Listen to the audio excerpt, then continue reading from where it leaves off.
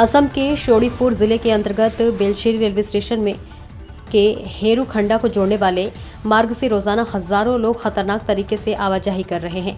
इसे लेकर आज कुटला पत्थर गांव में पीड़ित जनता ने आक्रोश व्यक्त किया। उल्लेखनीय है कि शोणितपुर जिले के अंतर्गत बेलशेरी रेलवे स्टेशन से केहरू खंडा को जोड़ने वाला यह अत्यंत महत्वपूर्ण मार्ग कुटला पत्थर गांव से होकर गुजरता है, जहां पर गढ़जूली नदी पर बना पक्का पुल का एक सिरा लगभग 4 साल पहले गढ़जूली नदी के बाढ़ के पानी से ध्वस्त हो गया था। इसके बाद से अब तक लोग उस स्थान से खतरनाक तरीके से आना जाना कर रहे हैं। इस क्षतिग्रस्त हिस्से की मरम्मत की मांग स्थानीय लोगों ने बार बार करने के बावजूद स्थानीय जन प्रतिनिधियों के साथ साथ विभागीय अधिकारियों द्वारा कोई महत्व न दिए जाने का आरोप है। इस संदर्भ में आज पूरे जनता ने मीडिया के सामने तीव्र आक्रोश व्यक्त किया।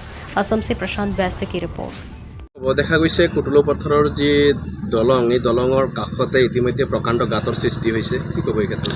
এইটো বিগত বহুত দিনৰ পৰাই দলঙৰ অৱস্থাটো বেয়া, বহনীয়া খহাই লৈ গৈছিলে।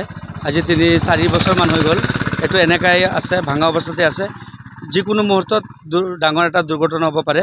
এইটো বিভাগীয় এটা ভাল এটা ব্যৱস্থা আৰু জলদিকে কৰিব লাগে। গুৰুত্ব দিয়া নাই? নাই দিয়া। কিমান দিনৰ পৰা আছে? এইটো মোটামুটি 4 বছৰমান হৈ গ'ল। তেতিয়াৰ পৰা এনেকাই আছে। এবাৰ হালকা হেৰি কৰিছিলে, বস্তা দিছিলে, কিন্তু এইটো কাম হোৱা নাই। এইটো ৰাস্তা কেউৰুখুন্দাৰ পৰা আপোনাৰ বেলচেৰি ষ্টেচনলৈকে যায়। এইটো ৰাস্তা বিগত বহুত কেইদিন ধৰি মানে ডাঙৰ গাঁত হৈ আছে।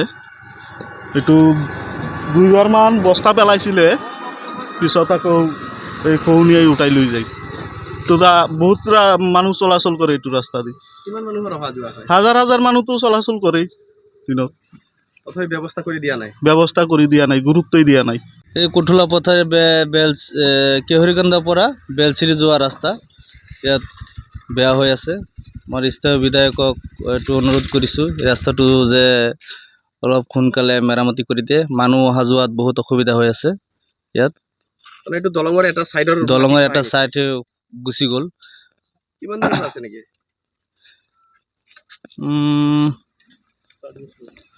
4-5 বছৰ তেনেকৈ আছে, মেৰামতি কৰি দিয়া নাই।